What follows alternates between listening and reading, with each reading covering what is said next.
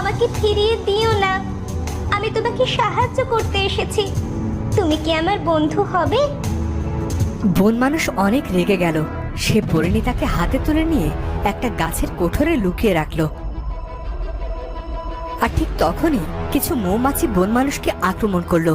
মৌমাছির কামড়ে বন মানুষ অজ্ঞান হয়ে গেল। মৌরানী, তুমি তোমার সৈন্যদের নিয়ে ফিরে যাও, একদম আমার কাছে আসার চেষ্টাও করবে না। বৃদ্ধ সাপুরে চাইলেই তোর প্রাণ নিতে পারত, কিন্তু ও আমার সাথে বিশ্বাসঘাতকতা করেছে, কিন্তু এবার তোকে মরতে হবে। মহারানী তার চোখ দিয়ে আগুন বের করে বন মানুষের চারপাশে আগুন জ্বালিয়ে দিল। আগুন দেখে মহারানী প্রাসাদে কাউকে কিছু না বলে কোথায় গেলেন?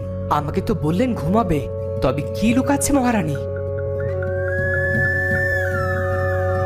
আপনি কি আমাকে খুঁজছেন মহারাজ? আজ তো আমি ভীষণ খুশি। তুমি আমাকে বললে ঘুমাবে, কিন্তু তুমি সারা প্রাসাদে কোথাও ছিলে না।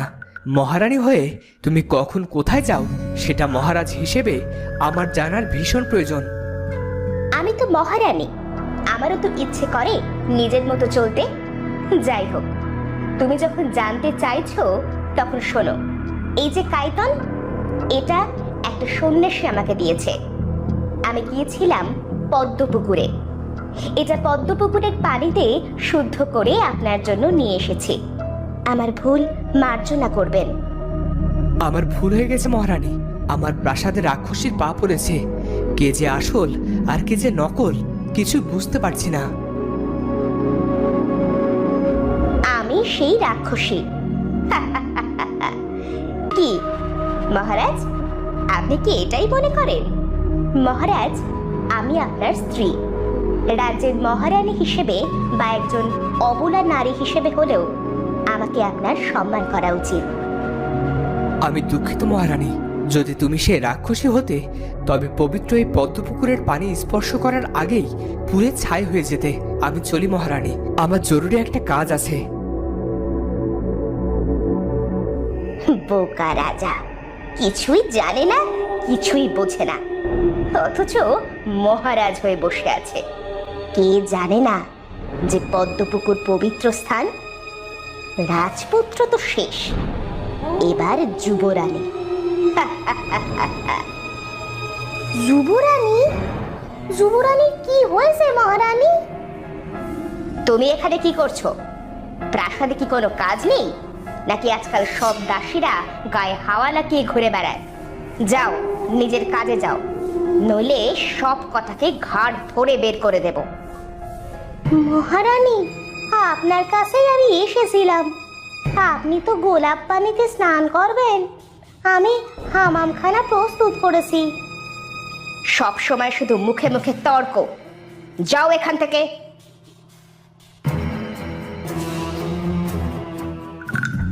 যুবরানী কত ভালো, সবাইকে কত আপন মনে করে। মহারানী সব সময় যেন কেমন করে। মহারানীরা এমন হয় বাপের জন্মে শুনিনি। এদিকে আর একটা মাত্র পাপড়ি আছে গোলাপের। পরিণীতা বড্ড চিন্তিত। সময় যে ফুরিয়ে এলো, আমি এখন কি করব?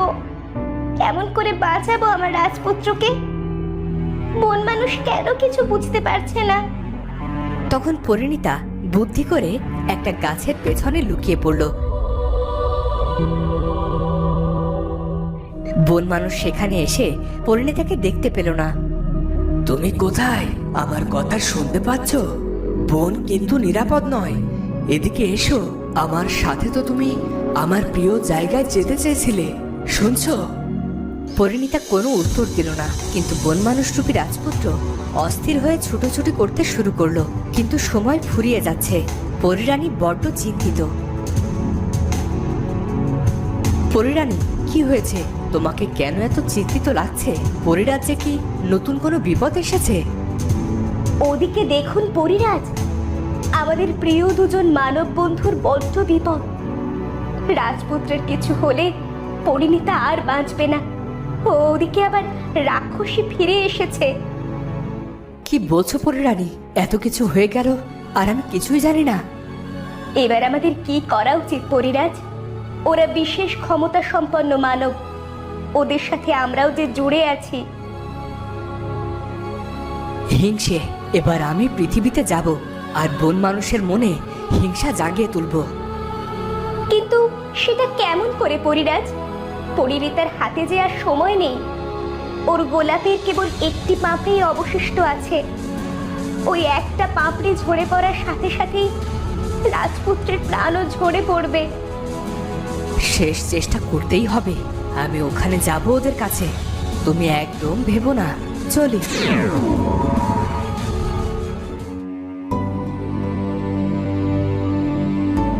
ওদিকে পরিণীতা বেরিয়ে আসতেই বন মানব যেন প্রাণ ফিরে পেল।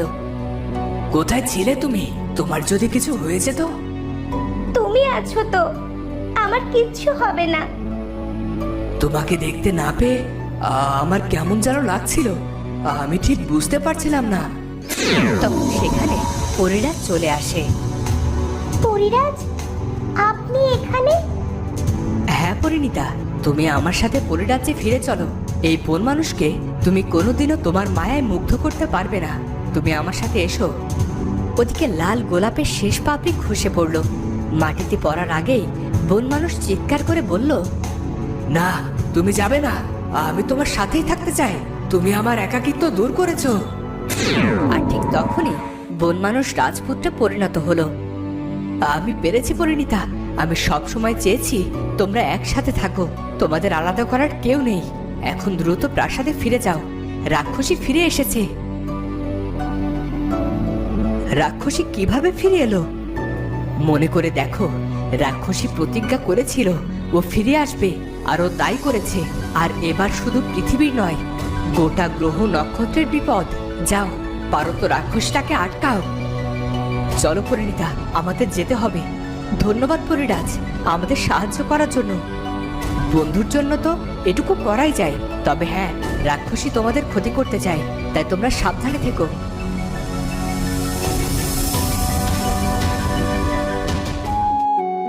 তখন রাজপুত্র আর পরিণীতা প্রাসাদে ফিরে গেল। এই, কে আছো? যুবরানী আর যুবরাজ ফিরে এসেছে। যাও, মহারানীকে খবর দাও। আমি চাই আজ ঘটা করে বধূবরণ হবে। জি মহারাজ। মহারাজকে এত খুশি দেখে পরিণীতা আর রাজপুত্র রাক্ষসীর কথাটা জানাতেই পারল না। এতদিন পর ওরা ফিরেছে। ওদের এখনই রাক্ষসীর ব্যাপারে কিছুই বলা যাবে না। কি হয়েছে মহারাজ? আপনার মুখটা এমন শুকনো লাগছে কেন? না পরিণীতা, আজ আমি ভীষণ খুশি। এতদিন পর তোমরা ফিরে এসেছো। এ যে ভীষণ আনন্দের খবর। মহারানী এখনো কেন আসছে না? মহারানী তখন নিজের কক্ষে আরাম করছিলেন। মহারানী মায়ের জয় হোক। শুধু মহারানী? তোমার মতো নিতান্ত দাসীর এত সাহস হয় কেমন করে? আমি অবশ্যই কোনো দাসীর মা নই। এখন আমার বিশ্রামের সময়। এখন কেন এসেছো? যুবরাজ আর যুবরানী ফিরে এসেছে। মহারাজ আপনাকে সেখানে যেতে বলেছেন। আজ বধূবরণ হবে। তুমি যাও, আমি আসছি। না, এটা কিছুতেই হতে পারে না। কেমন করে রাজপুত্র আবার ফিরে আসতে পারে? তবে সুযোগ আবার ধরা দিয়েছে।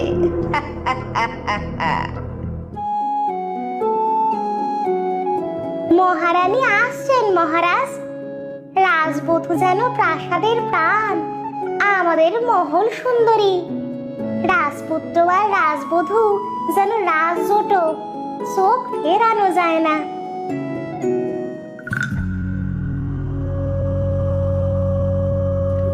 কোথায় আমার আদরের কুমার? কোথায় কুমার? তুমি ঠিক আছো? এতদিন কোথায় ছিলে? আপনি ঠিক আছেন মহারানী মা? আমি আমার পুত্রের সাথে কথা বলছি। কে তুমি? তোমাকে কেউ শেখায়নি? বড়রা যখন কথা বলে তখন মাঝখানে কথা বলতে নেই। শান্ত হও মা, আমি ঠিক আছি। আমি এসে গেছি, তোমার আর চিন্তা নেই। মহারাজ, আপনি আদেশ করলে আমি রাজপুত্রকে নিয়ে অন্তরে প্রবেশ করতে পারি। মহারানী, বধূ বরণের কি হলো? সব নিয়ম মেনে অন্দরে নিয়ে যেতে চাই। ওর কারণেই আজ আমি, কুমার, আমরা সবাই বেঁচে আছি। কবে কে কি করেছে তার জন্য আমরা সেটা নিয়ে কেন বসে থাকব? তাছাড়া 7 রানীর অভিশপ্ত টেকো কন্যা কখনোই দক্ষিণ মহলের রানী হতে পারে না। আমি তাকে রাজবধূ বলে মানি না। আপনার এমন ভুল হয় কি করে মহারাজ? কি সব বলছো মহারানী? ও আমাদের রাজবধূ। তাছাড়া এখানে দাসীও আছে। দাসীর সামনে পরিণীতা এসব শুনে কষ্ট পাবে মহারানী। আমাকে কিছু বোঝাতে আসবেন না মহারাজ। আমি যাকে পছন্দ করি না, প্রাসাদের রাজবধূ বলে মানিই না, আমি তাকে কিছুতেই বরণ করে ঘরে তুলতে পারবো না। আমাকে মার্জনা করবেন। আসি। মা পরিণীতা, তুমি কিছু মনে করো না। আসলে সবাই এরকম না। এই রাজবাড়িতে কুমারের মা বাবা থাকলেও তোমারও তো বাবা আছে, তাই না? এসো মা, ভেতরে এসো। বাবা, মা তো মাই হয়, কিন্তু মায়ের কেমন আচরণ? তোমার মা অনেক কষ্ট পেয়েছে কুমার, তাই হয়তো রাগটা একটু বেশি বেড়ে গেছে। তোমরা কিছু মনে করো না, সব ঠিক হয়ে যাবে। যেমন করেই হোক, সংসারের রোষানলে ওদের আমি পিষে মারব, যাতে রাক্ষসীকে খুঁজে বের করার আগে ওরাই পালিয়ে বাঁচে। সবে তো শুরু। ওদের এমন দুর্ভোগে ফেলবো, না পারবে হজম করতে আর না পারবে ফেলে দিতে। মহারানী মা কেন আমাকে পছন্দ করেন না? আমি তো সবাইকে ভালো রাখতে চেয়েছি, সবার সাথে মিলেমিশে থাকতে চেয়েছি। আমার কি কোনো ভুল আছে? পরিণীতা, তুমি এসব নিয়ে ভেবো না। তোমার মুখে চিন্তার ছাপ মানায় না। তুমি বরং পরিরাজের কথা মনে করো। মনে আছে তো, আমাদের প্রাসাদে লুকিয়ে আছে রাক্ষসী। তাদের আমাদেরকেই খুঁজে বের করতে হবে, নয়তো কেউ বাঁচবে না। ঠিক বলেছ, আমি একদম ভুলে গিয়েছিলাম। রাক্ষসীকে এবার নিধন করতেই হবে। রাজবধূ, আপনি হেসেলে মহারানীকে স্মরণ করেছেন। তিনি এখনই আমার সাথে আসার আদেশ দিয়েছেন। এসো দাসী।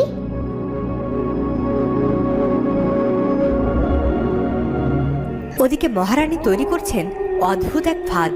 পরিণীতাকে দূরে সরাতে সে বদ্ধপরিকর। বলুন মহারানী। রাজবধূর আসল স্থান হেসেল। তুমি একা হাতে প্রাসাদের সব কাজ করবে। রান্না করবে, প্রাসাদ পরিষ্কার, কাপড় ধোয়া, বাসন পরিষ্কার, সব। এটা আমার আদেশ। শোনো, 5 রকম মাছ, সবজি, ডাল, মাংস সব রান্না করবে। আর হ্যাঁ, আমিষ আর নিরামিষ যেন একসাথে ছুঁয়ে দিও না। কোনো দাসীর সাহায্য তুমি নিতে পারবে না। বলেন কি মহারানী? আমরা 700 দাসী এত কাজ ভাগ করে নিয়েও হাঁপিয়ে উঠি, আর রাজবধূ একা সব করবেন কেমন করে? উনি তো মরেই যাবেন। মরে গেলে যাক, তাতে আমার কি? কাজগুলো যেন হওয়া চাই। কোনো ফাঁকি সহ্য করব না। সব নজরে নজরে রাখবো। বেশ, তাই হবে। তো বন্ধুরা, এবার কি হতে চলেছে? পরিণীতা কি পারবে প্রাসাদ রাক্ষসীর হাত থেকে মুক্ত করতে? সেটা জানবো আমরা পরের পর্বে। আর আজকের ভিডিওটি ভালো লাগলে অবশ্যই চ্যানেলটি সাবস্ক্রাইব করে বেল আইকনটি বাজিয়ে দিও। দেখা হচ্ছে পরের ভিডিওতে। ধন্যবাদ।